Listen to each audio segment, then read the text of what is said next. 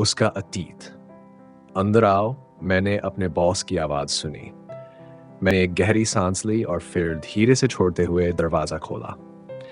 जैसे ही दरवाज़ा खुला, मेरी नज़र सबसे पहले उनके डरावने और प्रभावशाली व्यक्तित्व पर पड़ी जो अपनी लकड़ी की टेबल के पीछे बैठे थे।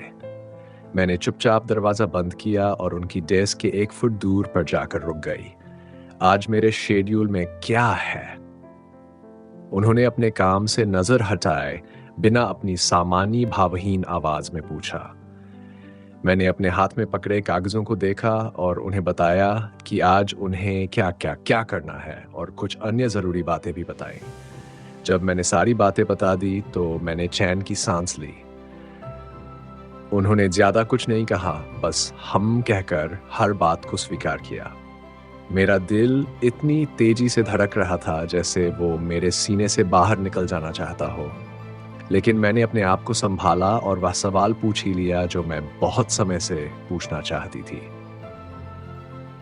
सर, क्या आप जानते हैं कि सैफायर जोन्स अब कहाँ रहती है? जैसे ही मैंने उसका नाम लिया, वो एकदम से ठहर गए और उन्होंने अपना सिर उठाकर मुझे देखा। उनकी तीखी नज़रों ने मेरी आत्मा को चीर दिया। मैंने खुद को कांपने से मुश्किल से रोका।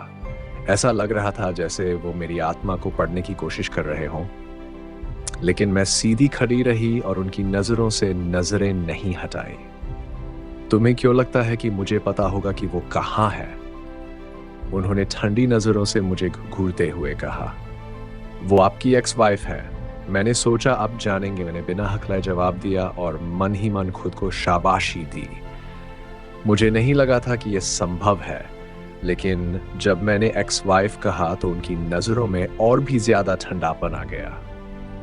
अपने शब्दों का ध्यान रखो, इससे तुम्हारी नौकरी जा सकती है, उन्होंने बर्फ जैसी आवाज में कहा। मैंने अपनी सेक्रेटरी पर गुस्से से नजर डाली कि उसने हिम्मत कैसे की मेरे ऑफिस में उसका जिक्र करने की। मुझे पता था कि वे दोनों बहनें हैं, लेकिन अलग हो गई थीं जब स्कारलेट 6 साल की थी।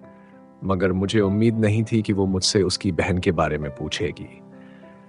भले ही वो मेरी एक्स वाइफ थी, लेकिन मुझे नहीं पता कि तलाक के बाद वो कहाँ चली गई। मैंने सख्त लहजे में कहा। मेरी नजरें उस पर जमी रहीं। मैं उसे देखता रहा कि आखिर अब उसे अचानक उसकी तलाश क्यों है। कुछ सेकंड बाद उसने मुझे धन्यवाद कहा और ऑफिस से निकल गई।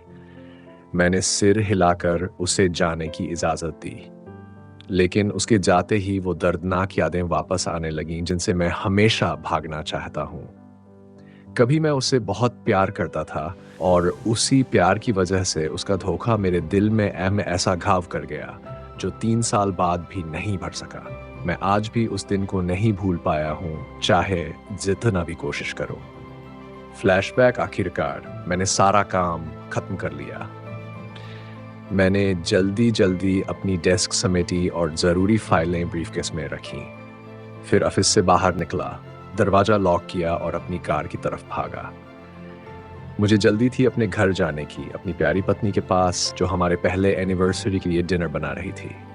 घर जाते हुए मैंने उसके पसंदीदा फूल खरीदे और पास की दुकान से उसकी सबसे पसंदीदा चॉकलेट का डब्बा भी लिया।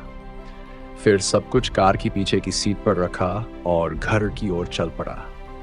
10 मिनट बाद मैं घर के दरवाजे पर पहुंचा, कुछ सेकंड गेट खुलने का इंतजार किया और फिर कार गैराज में ले गया। कार पार्क की, इंजन बंद किया, फूल और चॉकलेट उठाए और घर के दरवाजे पर पहुंचा। मैंने दरवाजा खोला और पत्नी को आवाज दी। थोड़ी देर बाद उसने जवाब दिया कि वो किचन में है। मैं लिविंग रूम पार करके किचन की ओर गया। वहां पहुंचकर मैंने गिफ्ट एक कुर्सी पर रखा और चुपचाप पीछे से जाकर उसे गले लगा लिया और उसके गाल पर एक प्यारा सा किस किया। हैप्पी एनिवर्सरी डार्लिंग, मैंने उसके कान में फुसफुसाया। वो मुस्कुराई और बोली, थैंक यू हनी।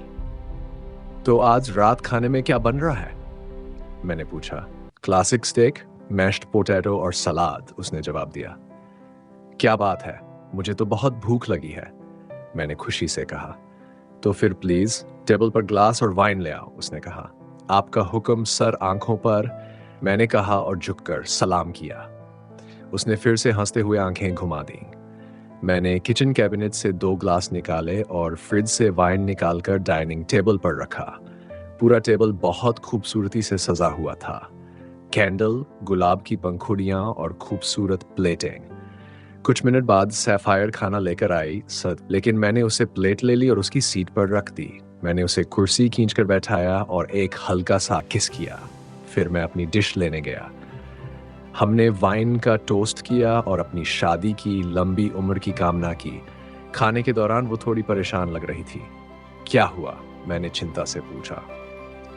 उसने सिर हिलाया लेकिन कुछ नहीं कहा। फिर उसने मुंह खोला और जो उसने कहा उससे मेरी जिंदगी उलट-पुलट हो गई। मैं तलाक चाहती हूँ। क्या? क्यों? मैंने क्या किया? मैंने किसी तरह पूछा, गला जैसे किसी चीज से रुंधा हुआ था। उसने मेरी आंखों में बिना किसी पछतावे के देखा और कहा, मैं तुमसे बोर हो चुकी हूं और अपनी जिंदगी कहीं और शुरू करना चाहती हूं। इसके बाद मेरा दिमाग सुन्न हो गया। मैं अतीत से बाहर आया जब घड़ी की घंटी बजी और 5 बजने का संकेत दिया। मैंने खुद को वर्तमान में वापस खींचा, अपना काम समेटा और नीचे जाने के लिए प्राइवेट एलिवेटर की तरफ गया। कुछ मिनटों बाद जब मैं नीचे पहुंचा तो ड्राइवर मेरा ब्रीफकेस लेने आ गया। कार तक पहुंचकर उसने दरवाज़ा खोला और मैं अंदर बैठ गया, बस इस इंतज़ार में कि जल्दी से घर पहुंचूं और अपने दर्द को शराब में डुबो सकूं।